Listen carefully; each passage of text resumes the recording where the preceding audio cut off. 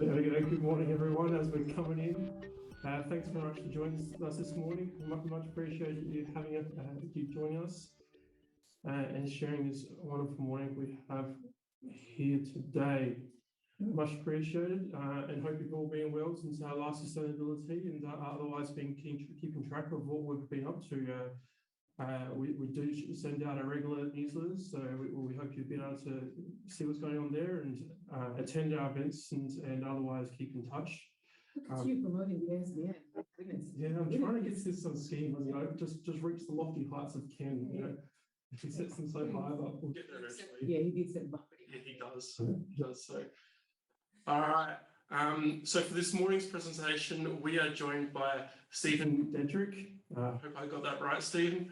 Yeah, that's great. Yes. You got it. So, After a good start. Woo! All right, Stephen has been in landscape and garden environmental management scene for the past 20 years. Is now solely focused on his ecological garden design with his business Endemic Environments. Since Stephen's and his business are one of our sponsors too, so thank you also for that, Stephen. Before we throw it over to Stephen, though, we'll just go to Yaara for our acknowledgement of country. Thank you. Nina Mani, everyone.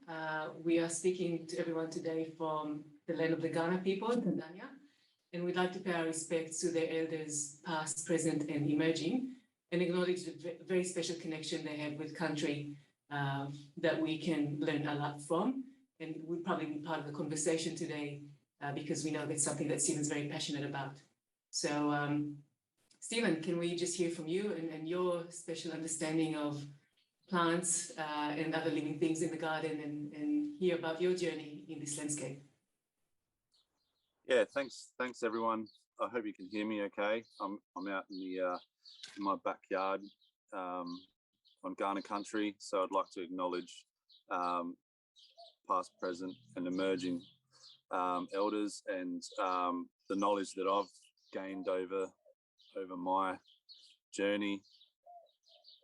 As I was talking to you before, Yaara, I find is either derived or taken from Indigenous knowledge, and I just want to acknowledge that because I think that's important moving forward. Thanks for having me today. Yeah, I haven't set out any talk, so I'm just going to go over a few things. My plant knowledge started, I guess, earlier on in my life when I was probably not till after or during sort of the last stages and just after high school, I started sort of getting right into hiking and exploring sort of the outback and getting into camping as well, and visiting places where the natural beauty sort of just struck me, and but also seeing just the pure destruction that was happening at the same time. This sort of led me to want to dedicate my life to somewhere along the lines where I can make some sort of impact in terms of building habitat. So that got me into like a conservation sort of career, starting off early. Started working with re-veg groups and working at Provenance Indigenous Native Plant Nursery here in Adelaide, and at the time that was such a great thing for me to get into, because it really meant I was able to be part of that industry and start my journey to realizing, you know, where I really wanted to be career-wise. Because I mean, we all know, coming out of high school, some of us know what we want to do, some of us have no idea at all. A lot of us don't have an idea until later on in life. It was very early I knew that the environment was something that felt passionate about, and that no matter what I did, I'd try and keep within that boundary of working for the environment, not against it. And so from there, I did move up to Queensland for a couple of years, and I got a traineeship with Queensland Parks and Wildlife Service, which that was something that changed me quite a bit, because it was a fantastic opportunity, and we got to work and live in the forest. So I was able to start really honing in on my botanical knowledge in terms of the forest species, or the central Queensland species, which are quite really. It's a really cool spot where I was working up in the Whitsundays, where the central and the northern species sort of merge. So it's a really hot spot for botanists to go and look for species, and small plots. There's a lot of species. So that sort of, I did that for a couple of years and became a park ranger, which was one of my major dreams as a young guy, was to be a park ranger. So, but then after that, I sort of started getting a little bit homesick, and I wanted to join a band back in Adelaide. So that's what I did. And that brought me back, which sort of carried on a little bit of activism within my music, and which I think music and gardening and whatnot go quite well together and sort of hand in hand. So that was sort of my early sort of days in terms of where I picked up passion. I started Endemic Environments after working with another group called Urban Sustainable Landscapes for about 7 years.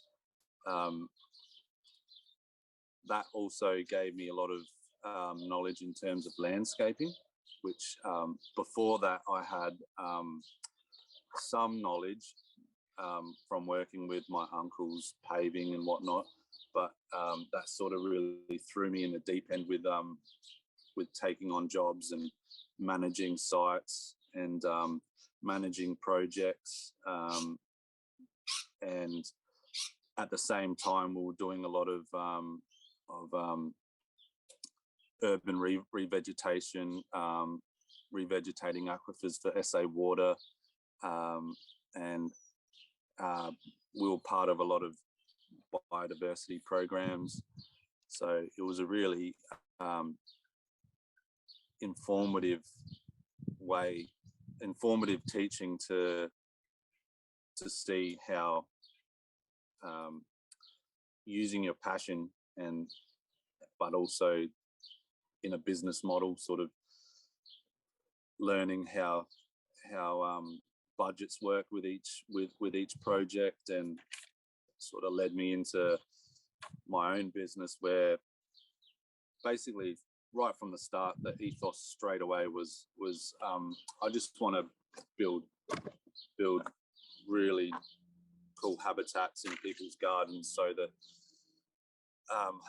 we can start bridging some of these fragmented urban spaces, and to this day that's still high on the forefront of my thinking, is our urban spaces and properties in general can be so fragmented in terms of the habitat that is available.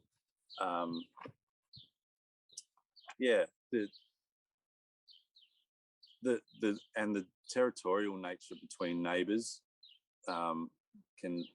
is I believe is a real problem. So we're moving into some of the issues I'm highlighting here. Is so I'm just going to keep talking, if that's all right.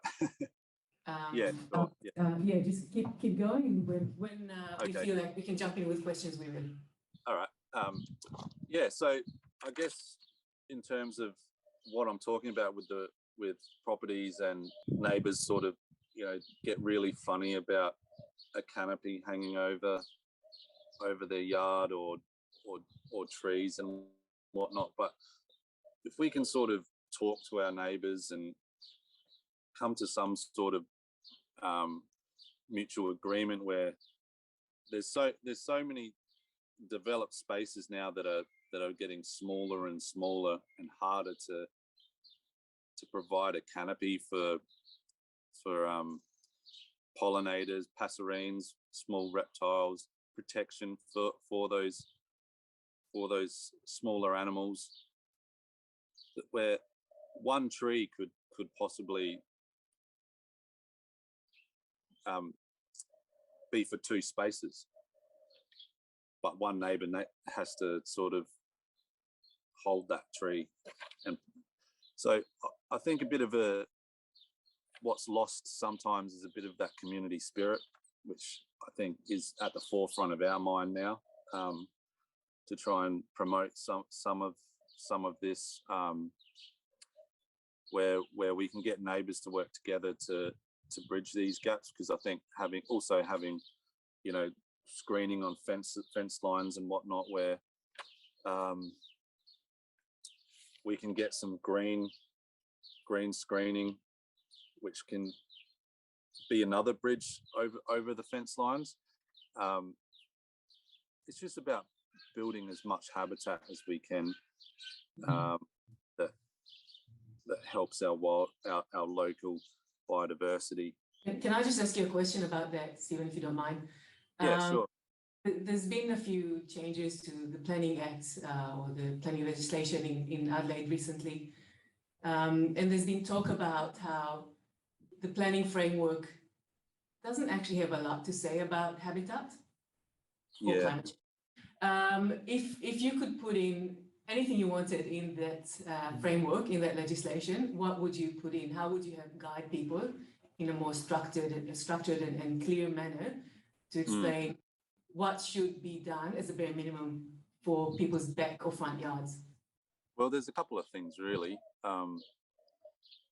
I've touched on this before in my Instagram stories, where I talk about sort of, and especially being part of large new developments where there's multi-complexes and whatnot, and the yard space is just so small.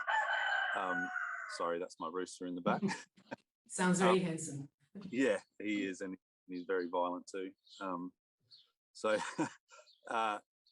Yeah, what I'm thinking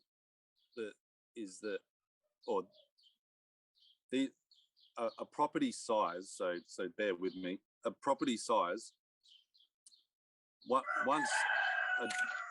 Once a building or a building footprint goes on top of that, how much is left for the garden? And then you go, okay, so the house might take up, let's say, 60% of the footprint, and then you got the rest of the outdoor space. But then you have footpaths, you have driveways, and then a lot of hardscapes. So a trend I'm seeing a lot, which obviously has always been there, but is just going crazy at the moment, is sort of that resort style sort of landscapes where the built structure of the building comes out into the garden too. So a lot of designed gardens are literally for aesthetic value, and maybe a little bit of personal entertainment and whatnot. But this also just is a crucial this is a crucial sort of thing that has taken away that ability to have a vital habitat or a healthy garden ecology. So my thought process is what is the threshold of space you need to have a healthy garden ecology, and how small is that space, and do we need to set some sort of percentage within some of those legislations where we need this for personal and mental health, as well as building for your local environment too, and biodiversity. I don't know, is that making sense? So set minimum parameters for hardscape and softscape. Yeah, so I mean, put simply, softscape, an amount of garden space that gives you a percentage of that property. So a lot of the jobs we've been a part of, we're talking about 1 to 5% of the actual property size being some sort of garden or softscape, and then provided that you're putting in the right species for that to actually function as some sort of healthy ecology for pollinators. You know, I would say anything above 20% of a property is fantastic, depending on the size of it. But we're seeing I'm seeing a lot of, and this is the hard part too, because obviously once you get closer to the city and you know, smaller complexes, there's smaller spaces, but there's ways to go about that. We can elevate that garden structure, fence lines. There's always a solution, yeah. But do you find that people are more engaged in that conversation around loss of habitat? And I mean, I know climate change is on everyone's minds at the moment with COP26, but is loss of habitat also getting some headlines? And is your experience that people are more aware of it and more concerned about it? Well, not really. They are, but I guess it's hard. For instance, people that are building homes, they sort of get a little bit railroaded into the way that the house will be rather than the garden, and then the garden can be a very big afterthought, and then by that time you sort of already got a small space that you could have maybe like fought a bit harder for larger space there. I don't think the onus is on builders or developers or architects. Maybe architects, to change that. Yeah, we'll take it. Yeah, thanks, Steve. Yeah, I'll put it on art. But I think it's up to us as designers and architects to, well, especially landscape architects and designers, to try and move in and educate and intercept that sort of transition between the, you know, the design phase of housing and then up to construction, so that you can try and promote and fight to have a bit more space than what is provided. Yeah, so I would have thought that we, you know, especially with the current pandemic, everyone's talking about well-being, and well-being is sort of front of mind, and lots of homes and whatnot, and how you get actually connected to nature. We've had more of that actually within your local spaces. Yeah, there's a lot of awareness of it, but it's sort of like people aren't making the connection that they should do this at home. It's like, we should have more parks. We should be within 5 minute walk of a park, wherever we are, etc. But you can have a park in your house. It's not that hard.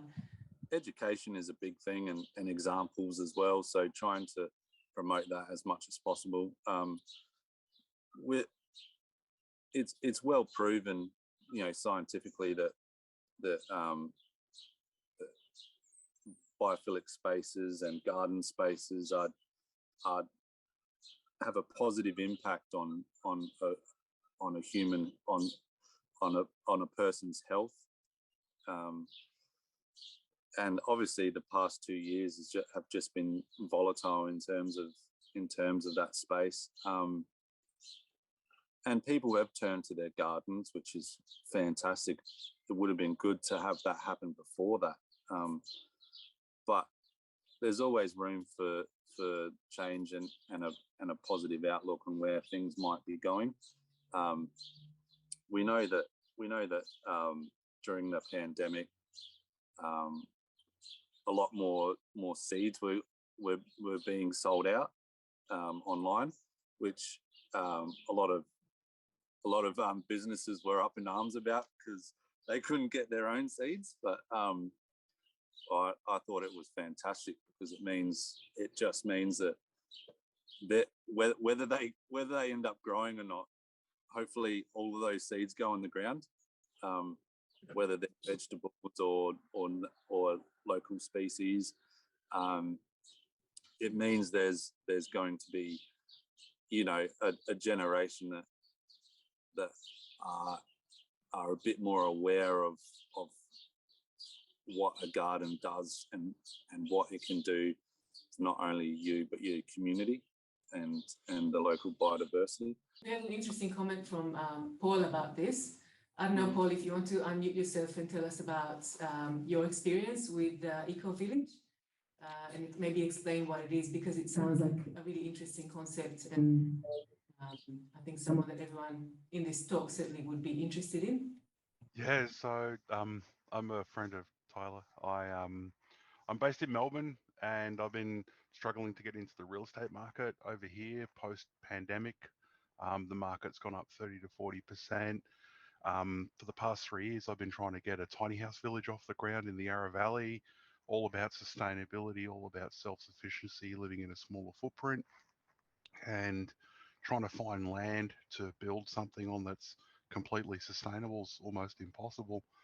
And I really wasn't sure what to expect with this presentation. I saw it advertised on LinkedIn and jumped in, and everything that's been described from a planning level down for new subdivisions, all the information on the Witchcliff Eco Village in Western Australia is all free, open source. Anyone can grab it, go on their website. All the documentation is there, and every block on the village is a individual strata title, and there's 24 houses on the strata title of three different lot sizes based on economic inclusion, and all of the footpaths and in the middle of the footprint of the block. None are on the roads. Everyone's encouraged to share a 1 hectare communal garden. There's microgrid power. Everyone's on water tanks. Everyone's using a septic system that's been designed and licensed out of West Australian government. But everything has been designed on minimum 9-star rated houses. Everything's based on passive solar angling, as opposed to, oh, let's buy this and subdivide this and just make it so that we get more on. And it's not about more, it's about using it. I'm about to meet my neighbour in my adjoining block who lives 9 kilometres from me in Victoria, who's wanting this as well. And developments going forward need to be thought through from a more holistic, less impact point of view, and all around that, bringing it into communal living, not in a hippie commune, everyone in each other's back pocket, but more in a don't diss that, Paul. That was my idea. hey, I'm a white collar hippie. I'm allowed to say that. Tyler knows the other projects. I'm also involved in Formulary Adelaide. So I'm a Victorian trying to give a Grand Prix back to Adelaide. But everything around what you're describing, around the way planning and town planning and architecture should go, is just really ringing true to, wow, I bought something that is exactly what you're describing. It's unfortunate it's not in my state, but if it was in Victoria, it would be 3 times the price. I mean, that sounds like, nirvana, I guess. But yeah. And I'm willing to move to Western Australia of all states. I guess that, like not to go back to the hippiness, but like something I've been sort of moving into a space I've been moving into a bit more is the principles of permaculture, and how that sort of helps those sort of that sort of space as well,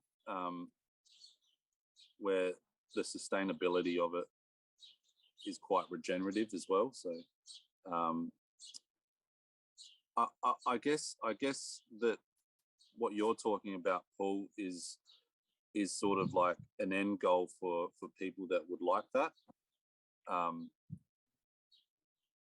I guess that's not everyone's cup of tea, but it's definitely a way forward. It's just finding finding the people that are willing to fund that, and the people that are willing to build it, the people that are willing to come together for that. I think that's definitely a model that works, and it works for people in a way that they can build, they can have a community that are all sort of on the same page. Can I ask you a question about that from a systems sort of point of view? Because I'm fascinated by systems thinking. It's kind of my thing. And thinking about, the landscape as a system, if we talk about the infrastructure part of things and about stormwater and how that's all treated, at the moment it's quite fragmented. It's either very small, so household, or it's very big, it's city. There's sort of not much in between infrastructure. Is that sort of a lost opportunity as far as you're concerned, or do you think that model can work okay as it is and we can still make the most of it? You mean the storm, like the active stormwater running off? Yeah, how we treat stormwater at the moment. So Yeah, each person I mean, does their own thing. every downpour I stand out the front and I go, like, you shed a little tear, because you're like, where's this water going? Like, we've built so much hardscape and concrete around our lives that the water's not meant to shed like that. It's not meant to ferociously go back into the ocean like it does. It's meant to hold into our land. It's meant to soak into our aquifers. It's meant to sponge up our soils. It's meant to stay with us. So just our stormwater infrastructure, as much of a wild human feat it is in terms of like what we're doing in that space, is like it's not really helping us at all.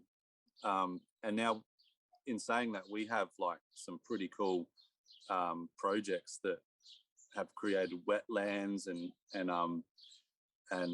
water holding spaces that provide habitat and pollution clearing, which is fantastic. And I mean, down at Bolivar, I think that's like one of the best in the Southern Hemisphere, best examples of that in the Southern Hemisphere. But every time you see stormwater leave or running down the road, it's definitely a lost opportunity. We know from getting into regenerative agriculture and the way that functions, is holding water or sequencing where you're holding as much of that watershed if you have a creek line, and letting it go over the land, or distribute itself over the land, which is vital for soil health and quality. Is regenerative agriculture about the type of nutrients you put back into the soil and microbes and all that sort of thing as well, or is it just focusing on water? No, exactly. It's all about microbes. Yeah, it's all about building that soil ecology.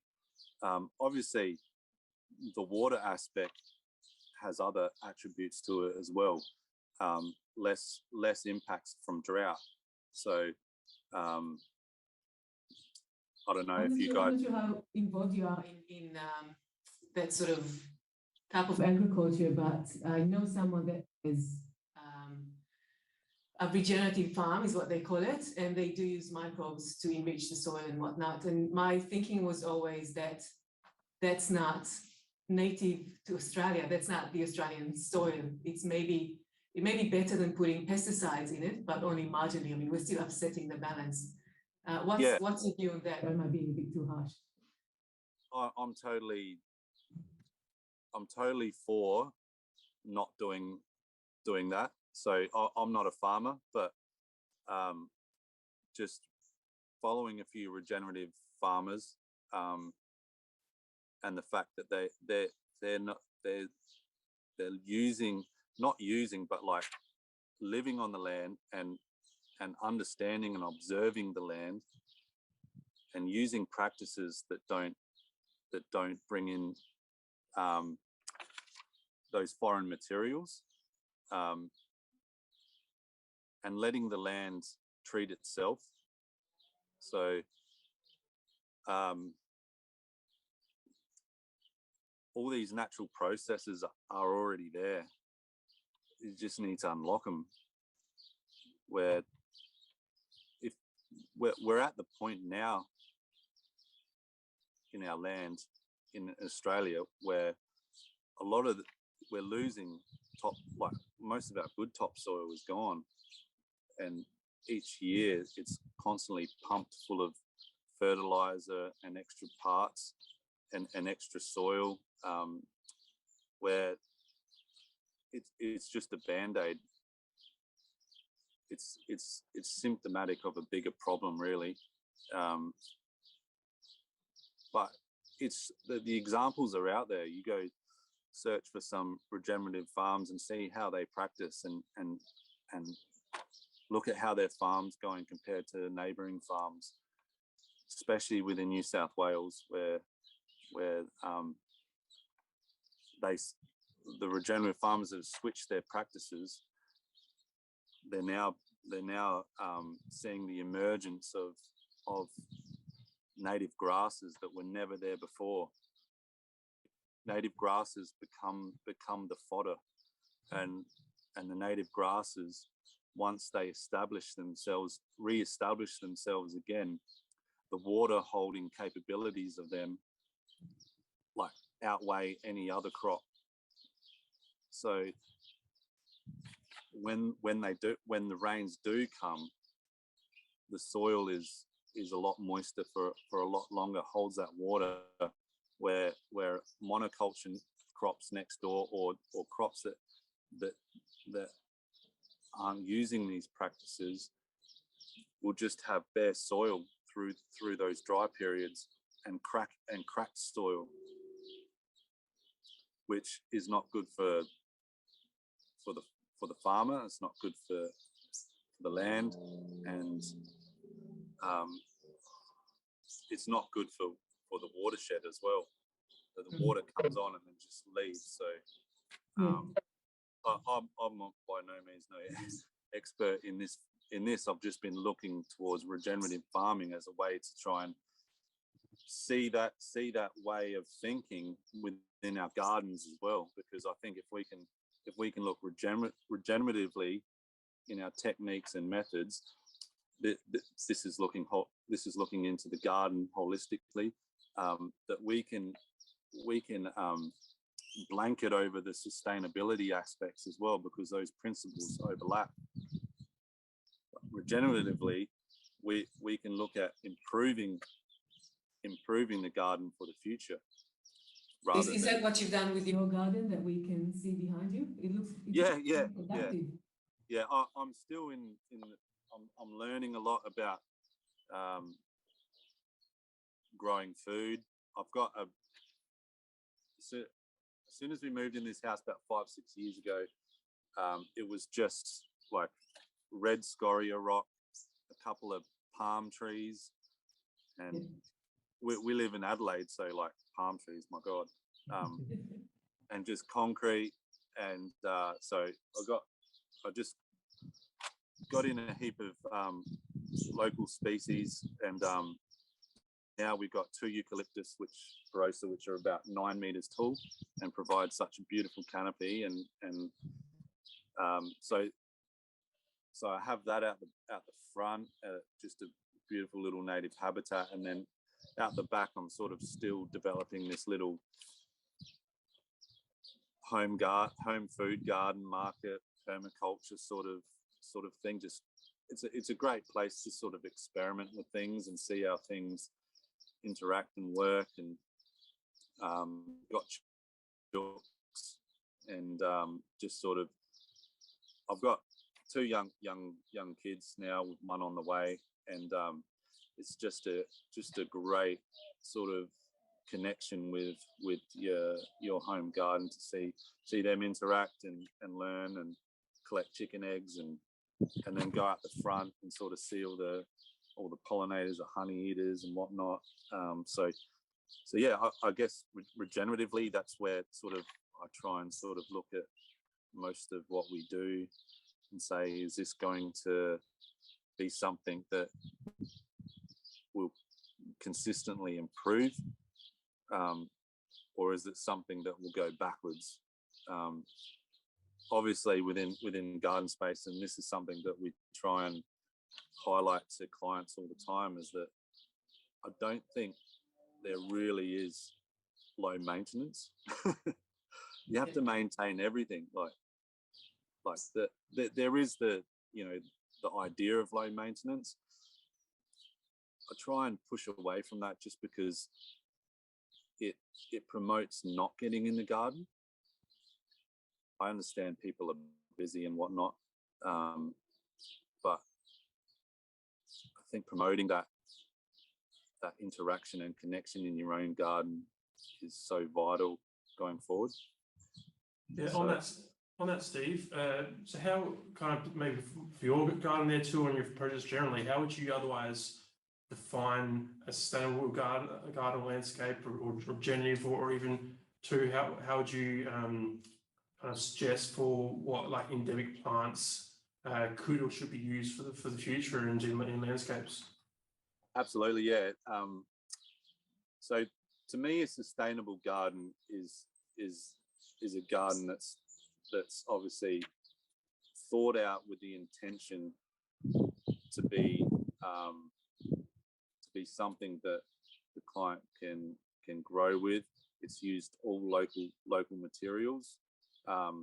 Anything outside of 100 kilometer radius is sort of a no-no. So you're trying to look into your local areas. Where does your material come from? So first off, it's the impact of what you're developing there. How much impact has this created? You're creating a garden, but you're also creating a footprint and an impact. So how do I lessen that? They're the sort of ideas and conversations you have in terms of design and what educates design in terms of how you're going to go about that. For me as well, it sort of needs to be almost like a system that can tend to itself, but with human interaction can improve. So definitely with plant species, we always want to try and put back things that will help the local biodiversity, local flora and fauna. So native plants is a big one. If we can, we'll put in locally sourced indigenous plants. So plants that have a provenance where the seed is from that area.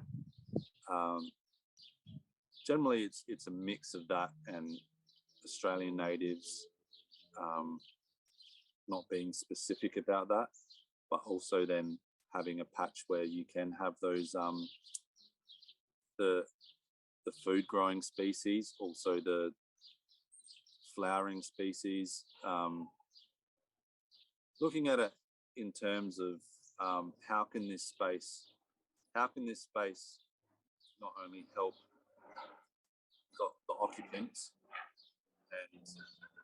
but how can that help the community, and then also the local biodiversity. But then it needs to be able to sustain itself. So look at longevity. look at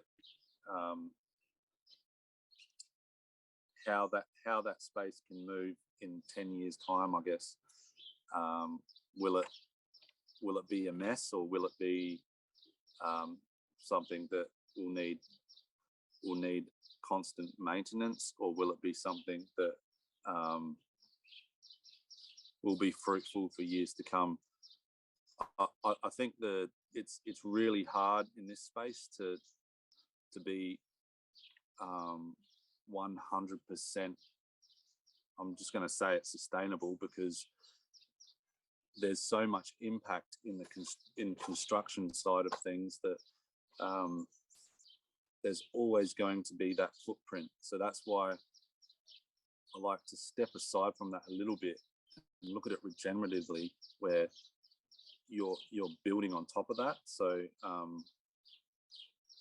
there's many techniques and ways you can make this a lot more sustainable in terms of constructing designs, but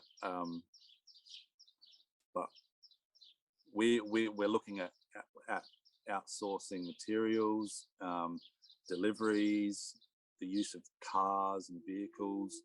Construction in itself, in landscape and building, is such a hugely impactful industry. So yeah, and on that, Steve, just related to Rachel's popped a great comment in the chat there too. Rachel, you just want to share that one, and since we're coming to the kind of end of our session, we'll then throw it to Mauricio. I apologise if I said your name correctly, for your comments and questions, and we may be looking to wrap things up there. Rachel, if you want to unmute and share your comment.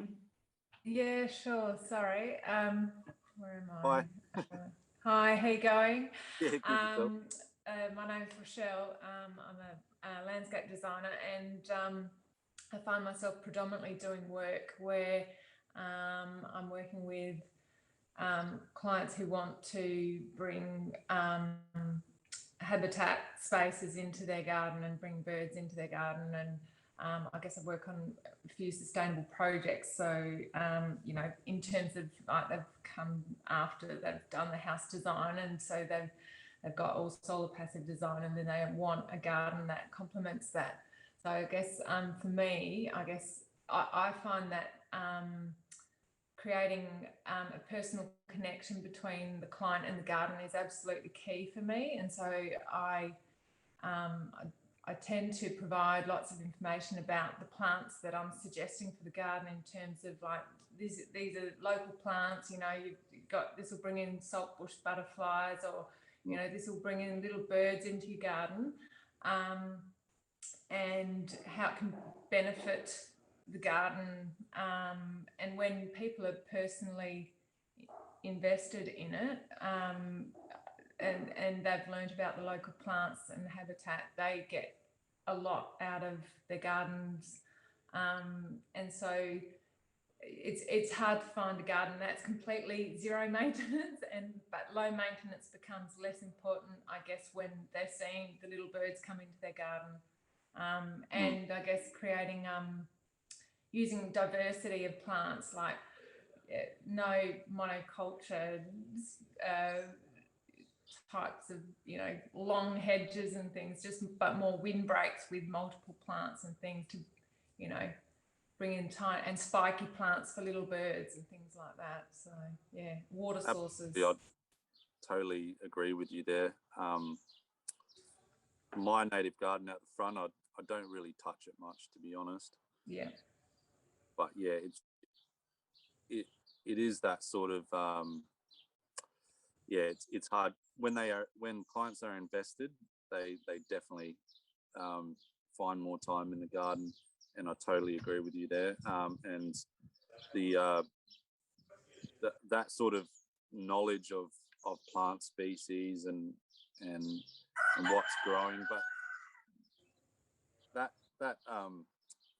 that investment that might lead them onto other parts of their garden that they might want to start doing or whatnot. But I totally agree with you there. Yeah, that's a good example of like well thought out low maintenance. Yeah. And we might jump onto Mauricio's comments about, it was more about master planning. So Mauricio, if you want to unmute yourself and just share your thoughts with us. Mauricio? Hi, can you hear me? Yes. Yes, we can. Okay, no, it's more like, my question is more like regarding like, do you think all these problems about the sustainable like urban environment is more tied into the master planning of how the Australians are always accustomed to making sprawling cities? And if you check the model right here in Adelaide at the moment, it's again growing as a sprawling satellite suburbia to Virginia, towards Virginia, Gawler, Celix, pretty much down and north, but not leaving those spaces of really green central public spaces like parks and everything. So we always think about every client we come out as a developer is a big new neighborhood. Where is the green space? I know it's a private space at the backyard or the front yard of each neighbor.